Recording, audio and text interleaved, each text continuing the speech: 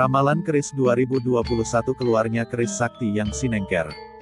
Pada kesempatan kali ini, kita kupas ramalan keris pusaka dan sejarah keris. Yang perlu Anda ketahui sejarah perkembangan keris dari zaman dahulu hingga kini begitu syahdunya.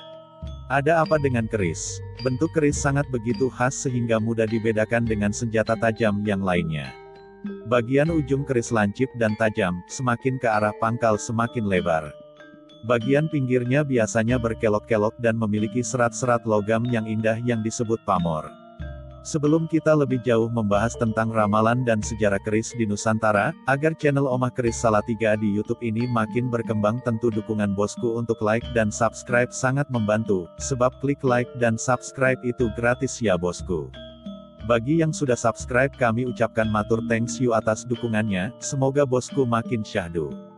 Kita bahas terlebih dahulu sedikit tentang sejarah keris. Sebenarnya asal-usul keris masih belum jelas, karena para ilmuwan belum menemukan sumber-sumber tentang keris secara pasti kapan pertama kali dibuatnya. Para peneliti biasanya mempelajari keris dari prasasti dan relief di candi atau patung. Istilah keris juga ditemukan pada prasasti dari abad ke-9 Masehi.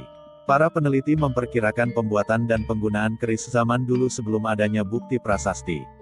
Tak heran disebut zaman Purwo Karito, yakni awal mula perkembangan kerajaan Hindu-Buddha masuk ke Nusantara ini.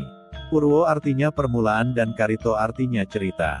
Jika keris Tangguh Purwo Karito adalah zaman di mana telah dimulainya suatu kegiatan pembuatan senjata keris, tetapi kepastian tahunnya tidak diketahui.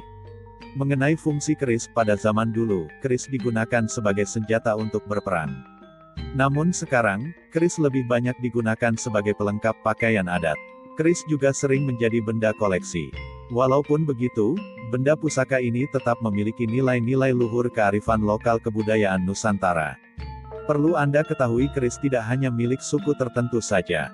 Penggunaan keris tersebar pada masyarakat yang pernah tinggal di wilayah kekuasaan Singasari hingga Majapahit, yaitu Jawa, Madura, Nusa Tenggara pesisir Kalimantan, sebagian daerah di Sulawesi, hingga ke Sumatera sampai Semenanjung Malaka hingga Filipina. Setiap daerah memiliki keris masing-masing yang khas. Namun pada dasarnya sumber awal pertama kalinya keris berasal dari Jawa dan menyebar ke seluruh Nusantara. Sekarang kita bahas ramalan keris di tahun 2021, dalam ramalan ini akan memberi angin segar pada pecinta tosan aji, bahwa keris akan makin marak dan makin digemari oleh berbagai halangan. Tetapi cenderung pada keris sepuh sebab dinilai dari tangguh atau historisnya dan keutuhan bilah keris serta garapnya. Di tahun 2021 ramalan ini dimulai pada tanggal 21 Februari tahun 2021 dalam dunia perkerisan menjadi booming, keris-keris sakti yang sinengker akan keluar dari persembunyian dan menunjukkan eksistensinya menggebrak bumi Nusantara dan dunia.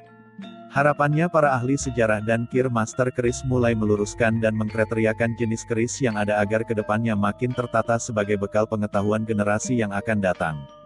Benarkah itu? Semoga hal itu terwujud. Keris makin di hati sebagai simbol identitas kebanggaan bangsa ini diambil dari filosofi, nilai jati diri, dan persatuan negeri NKRI. Bersama Omah Keris Salatiga, kita sinau bareng membahas keris atau tosan aji dari berbagai sudut pandang dan berbagi informasi guna menambah wawasan kita semua. Mari kita nguri-uri budaya tosan aji warisan nenek moyang kita. Semoga bermanfaat. Salam budaya tosan aji dari Omah Keris Salatiga. Rahayu Sagung Dumadi.